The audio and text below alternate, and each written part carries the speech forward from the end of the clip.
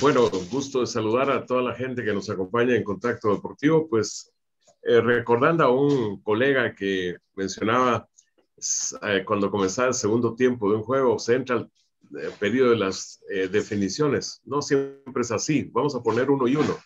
El partido inicial de la final, el del torneo de apertura entre Guastatoya y Municipal, se definió en los primeros 19 minutos con el marcador que ya no se movió. A cambio, el juego entre el Granada y el Barcelona se definió en periodo de reposición para empate que forzó periodo adicional. Y al saludar para el segundo tiempo al licenciado Rolando Pineda Lam, pues arranquemos con eso. Tuvo tiempo dentro de su ajetreo diario de echarle una ojeadita a ese desenlace que resultó siendo emocionante y dramático de Granada-Barcelona. ¿Qué tal está? Gusto saludarlo. Muy buenos días, don Gustavo.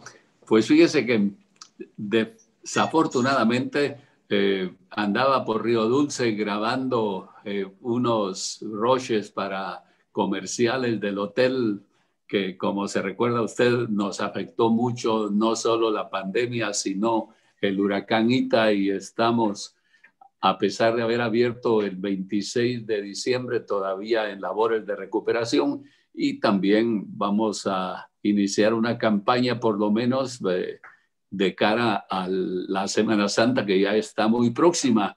Solamente en la noche vi el resumen y ha de haber estado emocionante. Pues imagínense, al minuto 88 todavía perdía el Barça 2-0 y en 3 minutos empataron y luego van a la largue y luego vuelve a empatar el Granada 3-3 con un dudoso penal, según el resumen, pero existiendo el VAR, debe de haber sido claro, pero en el resumen del partido a mí me deja muchas dudas. Y después ya sentenciado el partido con ese 5-3, creo yo que pues da un poquito de esperanza a los aficionados al Barcelona de lo que puede resultar de ese grupo, pues había metido un esquema muy arriesgado, ya jugándose el todo o nada el entrenador Koeman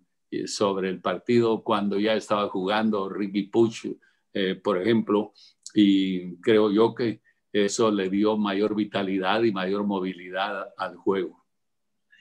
Bueno, ya que nos metimos con el Barça, sí, por eso de partidos se definen en unos primeros minutos o hasta la reposición, pues ya se realizó el sorteo de semifinales. ¿Qué le parece la llavecita que ya le había anticipado yo a mis hijos que le van al Barça con Sevilla y la otra llave Atlético Bilbao Levante? Pues sí, la verdad es de que creo que cualquiera era complicado. Vamos a ver, yo tengo mucha esperanza de que esa llave la pase el Barcelona sin mayores complicaciones, pues creo que el Sevilla quizá es el equipo que más se le acomoda al Barcelona para sacar un buen resultado. Muy bien, bueno, haciendo una especie de condensado del primer tiempo de nuestra charla, me recuerdo cuando usted nos mencionó que en aquellos tiempos ganar 1,200 quetzales era estar bastante bien pagado.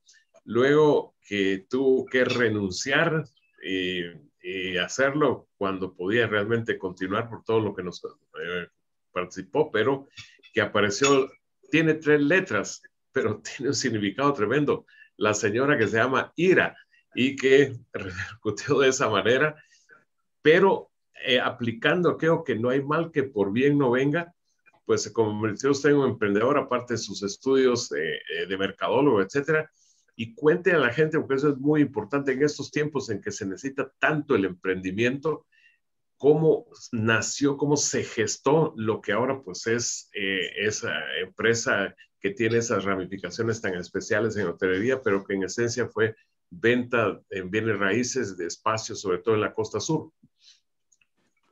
Fíjese que yo creo de que no debo dejar de mencionar que tuve mucho la bendición de Dios encima, para no llamarle un golpe de suerte, pero había iniciado el emprendimiento con una empresa eminentemente promotora de proyectos ajenos.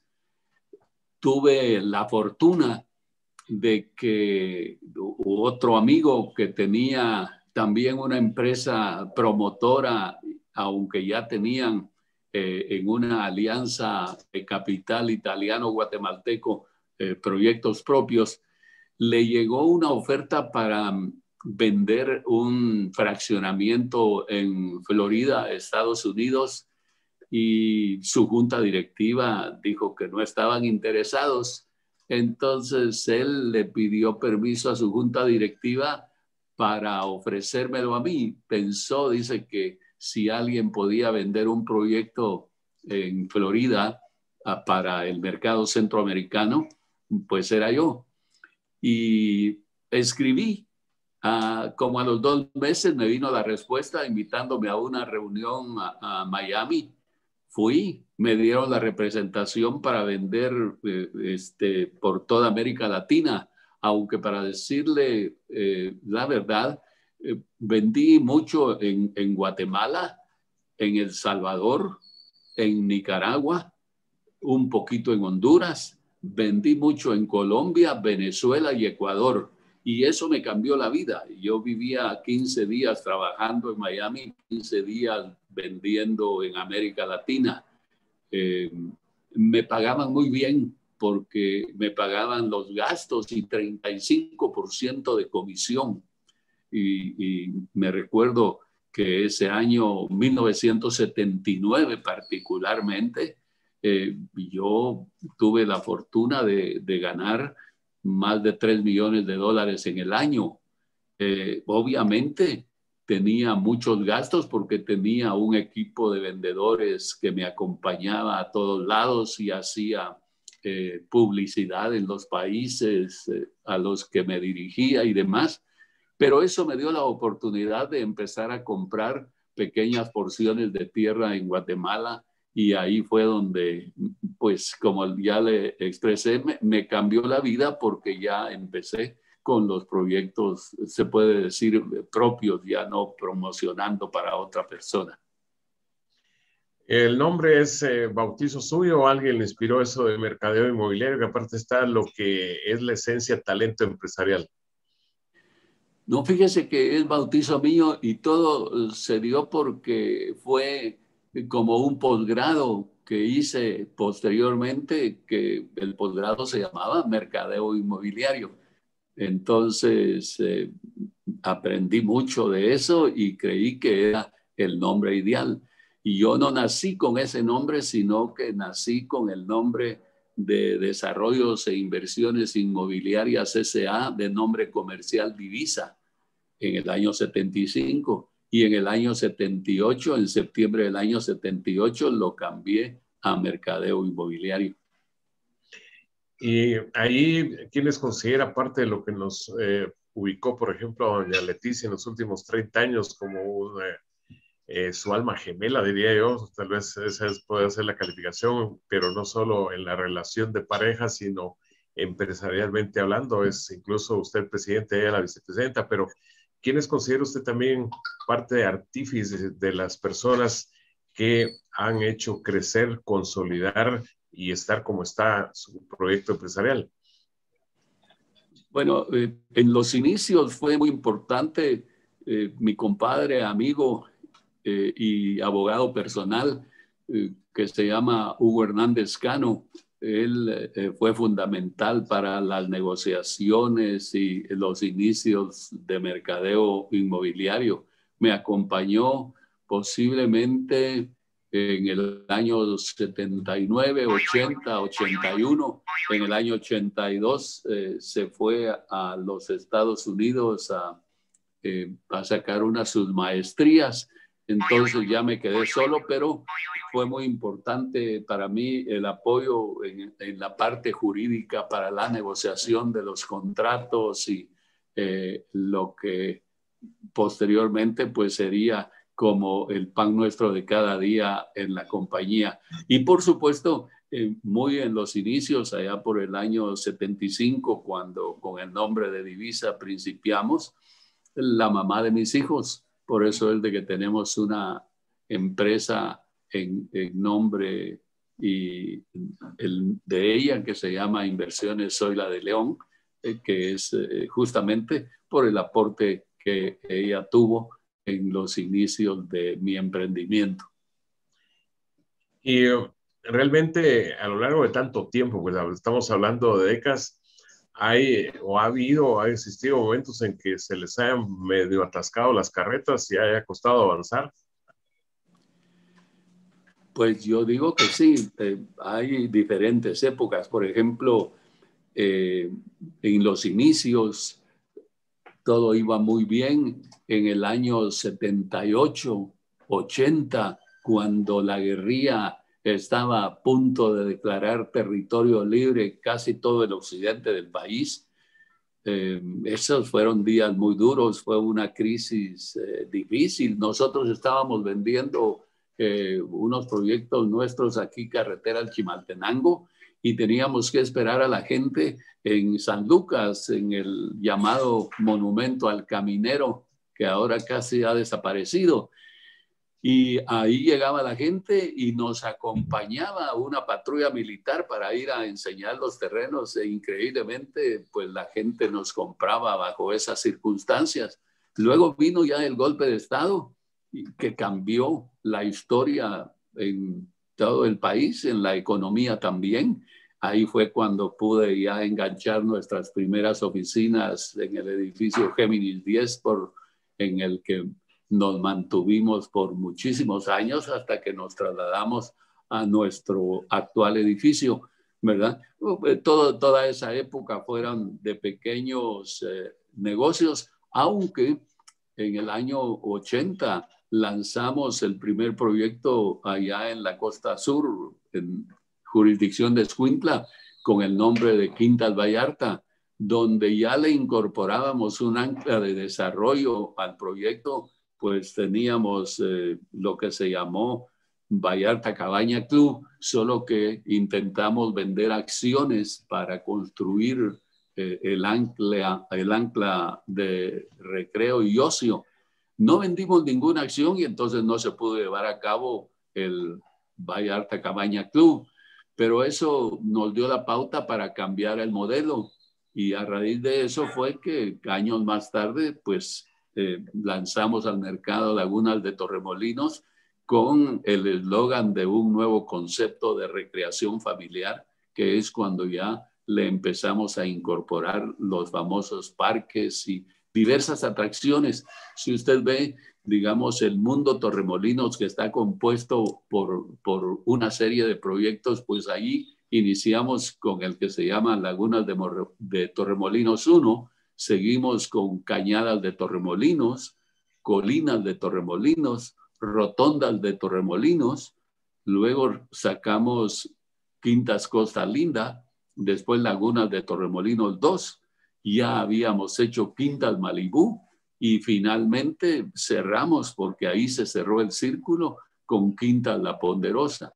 Ahí tenemos diversas anclas de desarrollo, no solo los parques del Viejo Oeste y Acuaventura, los turicentros que tenemos de Uxmal, Costa Linda y Torremolinos, sino que tenemos jardín botánico, tenemos un embalse para practicar remo y lanchas de pedales, tenemos un mirador en la ribera de un río con pozas naturales, tenemos otra reserva forestal también diseñada para la recreación.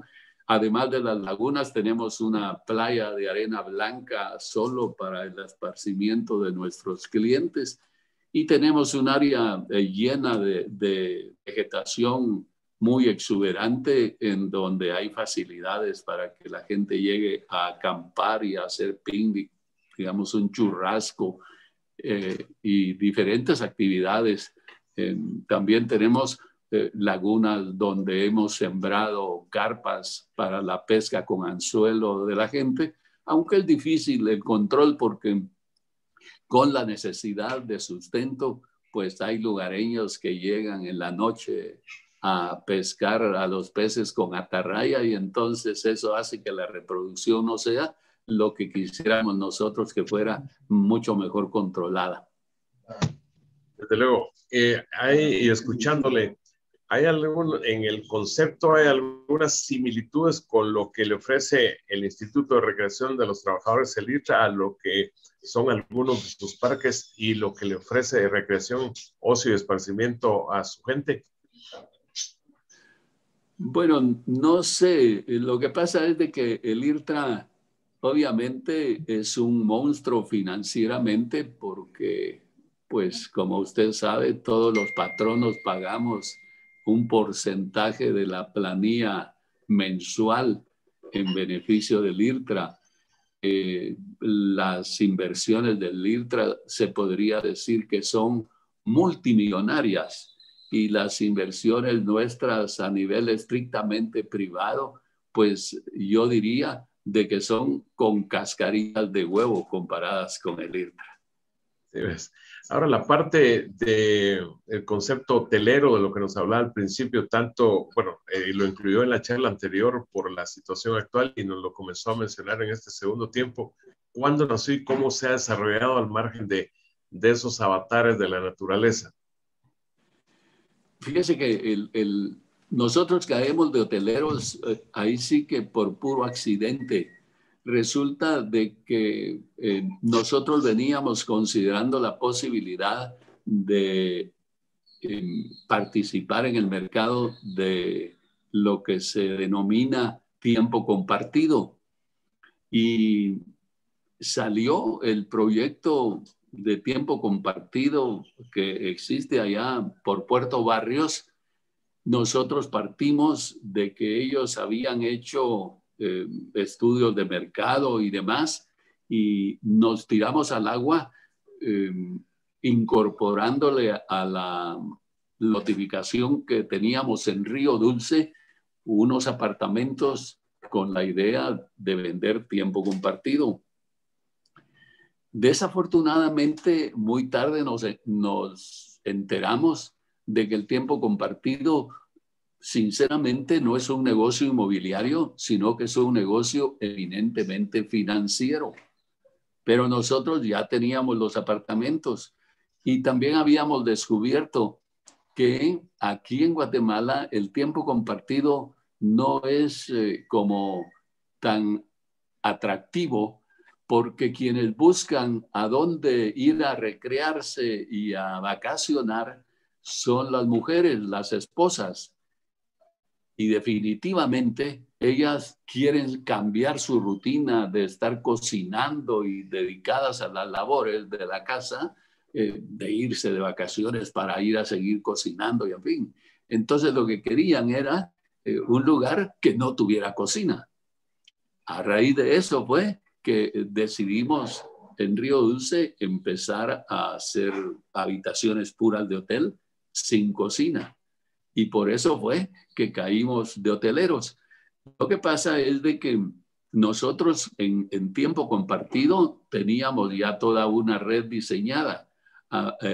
Aquí en Río Dulce, pues este proyecto que se llama Mansión del Río, en Atitlán, el que ahora es el Hotel La Riviera de Atitlán, pero también tenemos incluso un terreno en Antigua todavía donde íbamos a hacer el complejo de tiempo compartido con el nombre que tenemos registrado que se llamaba Mansión del Comendador, y teníamos una finca que posteriormente vendimos a la orilla del lago Petén Itzá, donde íbamos a hacer el proyecto con el nombre de Mansión del Gran Jaguar, y otra finca que teníamos aquí por Iztapa, que también ya la vendimos, donde íbamos a hacer el proyecto con el nombre de Iztapa Puerto Aventuras, ¿verdad?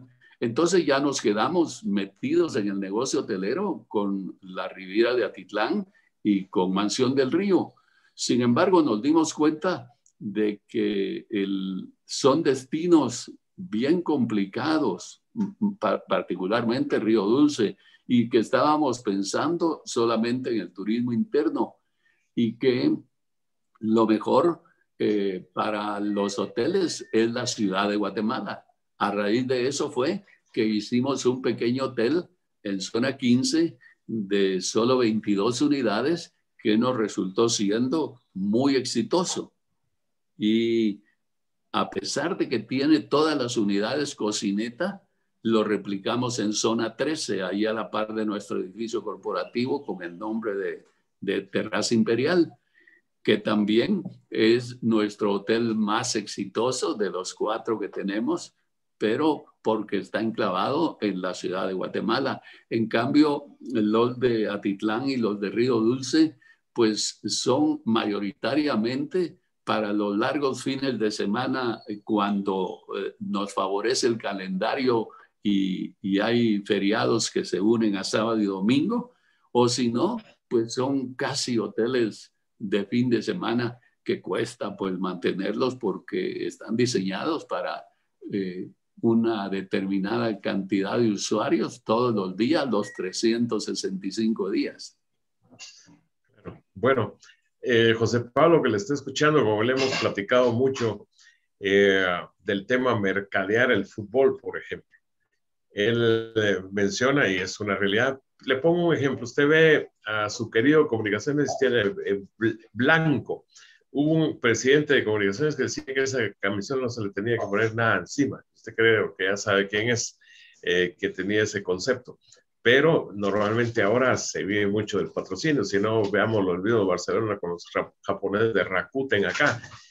Municipal ha hecho un esfuerzo de mercadeo, pero creo que no es suficiente para los montos que se manejan ahora. ¿Usted qué les sugeriría? Porque lo demás se tiene que ir a corporaciones municipales, etcétera, y no está la consolidación, las deudas, por ejemplo, de Sanarate, aparte de manejarse muy mal en que yo recibo 3 millones y me gasto 5 o 6 y así el desequilibrio va a estar constante. Es muy difícil dar un consejo sobre esto porque en Guatemala el fútbol no logra comercializarse de ninguna manera. Vea usted los ratings de la televisión abierta son tan bajos en las transmisiones de fútbol, ¿verdad? Que yo siempre dije de que solo porque el Angelito González le tenía mucho amor a Guatemala era de que pagaba derechos de transmisión por el fútbol. Y ahora que las telefónicas ya se metieron a transmitir vía cable, ya vio que prácticamente la televisión abierta ha casi abandonado las transmisiones de fútbol porque no son rentables. Entonces, para uno de empresario, no es rentable esto de los patrocinios al fútbol. Es diferente. Vea usted la audiencia que para la compañía esta japonesa que usted menciona en la camiseta de Barça, tienen los Juegos de Barcelona, ¿verdad?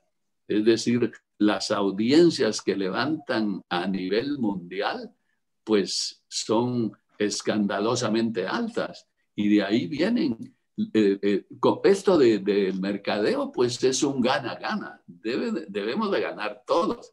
Pero en el fútbol de Guatemala, sinceramente, fíjese que yo llegué a la conclusión de que a mí me había hecho daño mi asociación al fútbol, porque lo que yo llegué a percibir era que todo mundo comparaba a mercadeo inmobiliario con las grandes multinacionales a las que estaba ligada en el fútbol, como Pepsi-Cola y Coca-Cola, etcétera. Entonces, nosotros somos una compañía pequeña, ¿verdad? Con todo y lo que manejamos, en fin, escasamente llegamos a tener 600 empleados. Estamos muy lejos de una multinacional con 40,000 empleados, etcétera, ¿verdad? Entonces, hasta en eso salimos perjudicados. De tal forma que es muy difícil en Guatemala decir cómo mercadear el fútbol. Hay poca asistencia a los estadios, hay poca audiencia televisiva. Y entonces, ¿cuál es mi beneficio? No le veo por ningún lado. Eso es solo por el puro corazón y amor al fútbol. Y hay una forma de revertir eso ya en la parte final de este segundo tiempo, licenciado, porque yo sí veo una extranjerización impresionante. ¿Hay alguna forma, alguna inducción que se pueda tener para que recupere paulatinamente, porque no es solo porque lo quiere usted o lo quiera yo, lo queramos todos, que el fútbol de Guatemala vuelva a tener, con menos gente en aquellos tiempos, más jugadores de nivel que atrajeran a ese público a los estadios y lógicamente tuviera otra imagen ante los potenciales patrocinadores o sponsors. Mire, yo creo de que ya no hay otra solución que no fuese, digamos, convencer a las autoridades de turno de diseñar una verdadera política de Estado para el tema del fútbol. Yo me recuerdo de que por allá por el año 2000, yo le presenté al entonces presidente, que ahora en paz descanse, Álvaro Orsúa Irigoyen, un proyecto para una política de Estado en desarrollo y beneficio del fútbol, poniéndole de título el fútbol un proyecto de unidad nacional, porque estoy convencido de que Guatemala somos una sociedad totalmente polarizada, en permanente conflicto, pero el fútbol sí nos ha unido en diferentes oportunidades. Vea usted, por ejemplo, lo que carga mi administración federativa con el trauma de la tragedia del Mateo Flores, fue por un desborde de entusiasmo del público, abarrotando más allá de su propia capacidad el estadio Mateo Flores en aquel famoso juego contra la selección de Costa Rica.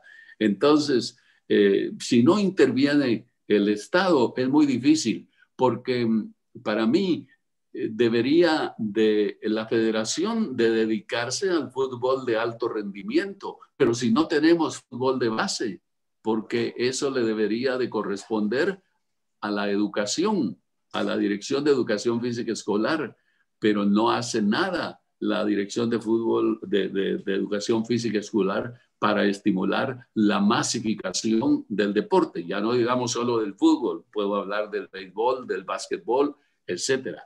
Entonces es muy difícil. Y tal vez lo mejor que nos podría pasar es que algún gobierno decidiera como política de Estado, digamos, unificar los recursos actuales en una institución como el Ministerio de Deportes, separándolo de cultura, porque lo que pasa es de que la mayoría de gobiernos han utilizado el presupuesto constitucional del deporte no federado, ¿verdad?, para programas eminentemente clientelares y electorales. Entonces estamos sumergidos en una verdadera tragedia por todos lados, hasta que llegue un gobernante que tenga una visión de largo plazo y de país y que estimule una política de Estado. Si no, no vamos a salir. Y yo ya le decía en la primera parte de esta nuestra charla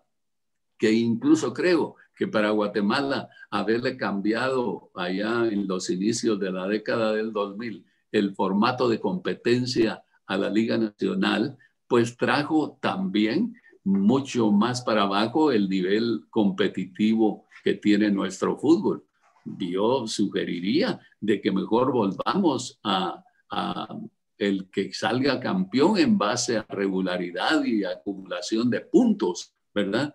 Porque era cuando más invertían los grandes equipos, porque no estaban sujetos a los vaivenes y a la veleidad que ahora representa esta competencia, ¿verdad? Ahora, por ejemplo, lleva la ventaja Guastatoya, según usted me dice, ¿verdad? ¿Y qué lugar ocupaba Guastatoya antes de las finales? Yo no lo sé, pero usted me lo puede decir. ¿Cuándo? Sexto. Bueno, imagínese que el sexto lugar salga campeón. A costa del primero. A costa del que mayor regularidad mostró en la fase de clasificación, que creo que fue Municipal, ¿no? Así es. Bueno. Entonces es un sistema absolutamente injusto. Y si le está haciendo daño a la competitividad del país a nivel de selecciones, si no tenemos una selección ganadora, pues la afición va a seguir pobre siguiendo a los equipos, porque esa es la base. Una selección nacional ganadora enciende la mecha de la unidad nacional y el fervor por el fútbol. Bueno, licenciado, pues en primer lugar me da mucho gusto verle bien. Siempre, como se dice, al pie del cañón, en este caso del cañón y el timón de mercadeo inmobiliario, y ya vendrán oportunidades futuras, tal vez ya no por la vía del Zoom, sino presencial de poderlo saludar. Encantado de tener estos 2 tiempos con usted. Muchísimas gracias a usted y primero Dios, superamos esta pandemia y podemos volver, aunque sea a una nueva normalidad, pero ya con mayor contacto social. Buen día y éxitos.